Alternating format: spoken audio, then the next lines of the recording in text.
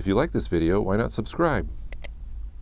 Hey everybody, welcome back. I've got a quick review for you today, the day after Thanksgiving, of this. This is the Falconeyes BB6, and if you're saying, hey, that looks a lot like one of these, the Sony NP-F970 series batteries, which have become a universal power source lately, you can use this to power your camera, you can use this to power your external monitor, and your LED lights. Very, very handy. I recommend these. You can get these clone models for about $20 on eBay. But what if you don't have one of these, or what if you forget to recharge one, or you drop one in a river or whatever? You're stuck, right? Well, not if you have the Falconeyes BB6, which is not actually a rechargeable battery. It's a shell that mimics the shape of the F970, and it houses 6 AA batteries. So now, in a pinch, an emergency, you can run to the drugstore, get those 6 AA batteries, pop them in here, close this, and now you can use this to power whatever you were going to power with this. Not a bad deal. These are $8 on eBay. Let's take a closer look to the countertop. So here's the Falconeyes BB6. It is a plastic body. The plastic is not super sturdy, but not super cheap either. It's kind of somewhere in the middle, which is kind of what you'd expect for $8. It looks like an F970 battery right down to the locking tabs on the bottom here, as well as the power connectors on the front. That's how you get your power from the AA batteries. There's a vent on top that I'm assuming allows heat to escape, though I'm not sure how much heat is generated by AA batteries. I've never seen a vent for AA batteries before. And you have a door, an access panel right here. You pop this open with your thumb, open it up, and that's how you insert the AA batteries. Now, one thing I liked about this is that the diagram on how you're supposed to insert the batteries is right here on the tabs that connect to give power. These are raised up a little bit, as you can kind of see here. And this is clearly a positive and a negative indicator. Usually this is on some hard to see diagram on the inside right here, and you have to hold it up just right to the light to see it. So this is really kind of nice. I like that idea. So now let's go ahead and put our batteries in according to this diagram.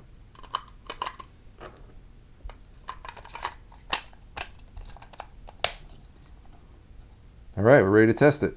So everything was looking rosy for the Falconeyes BB6, and I went to test it, and I put this in my external monitor's battery cradle, and it wouldn't fit. Yep, for some reason, this was not fitting into the same bay that this would fit in easily. And I looked at both of these, and I looked at the battery tabs where everything connected, and this was actually knocking up against the guide tabs in the battery cradle, and this would slide underneath them and into place.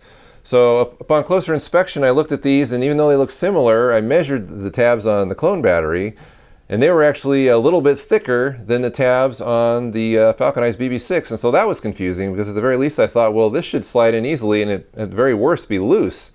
But that was not the case, and so I examined them even closer and discovered that the tabs on the clone battery were tapered on the end, and the tabs on the BB6 were square. So what was happening was that the tapered ends were allowing this to slide underneath the guide tabs, and the squared ends on this were knocking up against the guide tabs, would not allow it to fit. So what I had to do was I took a needle file, which I got from this kit here from Walmart, $5, great buy.